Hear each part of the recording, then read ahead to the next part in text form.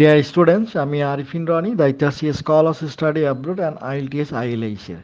আজকে কথা বলবো আইএস ফি নিয়ে, ইমিগ্রেশন হেলথ সার্চার্স।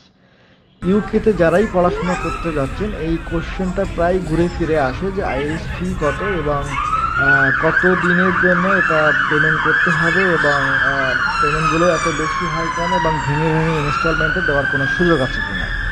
আসলে বিষয়টি হচ্ছে 2024 সালের প্রেক্ষাপট নিয়েই যদি বলা যায় তাহলে ইউকেতে যারাই পড়াশুনো করতে যাচ্ছেন তাদেরকে এখন পার ইয়ার আইএসপিটা পেমেন্ট করতে হবে 776 পাউন্ড। এখন আপনি কত বছরের পেমেন্ট করবেন? এখানে বিষয়টি হচ্ছে কি ভেরি সিম্পল বিষয়টি হচ্ছে যে আপনার যদি ব্যাচেলার প্রোগ্রামে 3 বছরের কোর্স হয়ে থাকে তাহলে আপনাকে 776 × 3 এবং এর সাথে আরও এক্সট্রা 4 মাসের আইএসপি আপনাকে পেমেন্ট করতে হবে। সো টোটাল 2716 পাউন্ড আপনাকে পেমেন্ট করতে হবে ব্যাচেলর প্রোগ্রামের জন্য।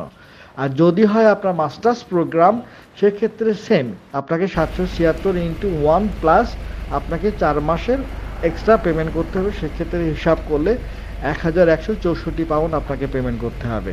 আর বিষয়টি হচ্ছে যে ভেঙে দেওয়ার কোনো অপশন নাই। আপনার কোর্স 3 বছরের হোক কিংবা 1 বছরেরই হোক, আপনাকে সম্পূর্ণ পেমেন্টটা একসাথে পে করতে হবে।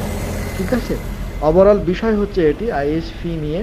সো আশা করি এটা নিয়ে আর কারো কনফিউশন থাকবে না। তারপরেও আমাদের একটা গ্রুপ আছে যেখানে UK student visa from Bangladesh almost 46,000-এর মতো মেম্বার থাকবে সেখানে। সো ইউকে বিষয়ে কোনো কোশ্চেন থাকলে আপনার নির্দ্বিধায় সেখানে আপনারা পোস্ট করবেন, আমি অ্যাপ্রুভ করে রাখবো।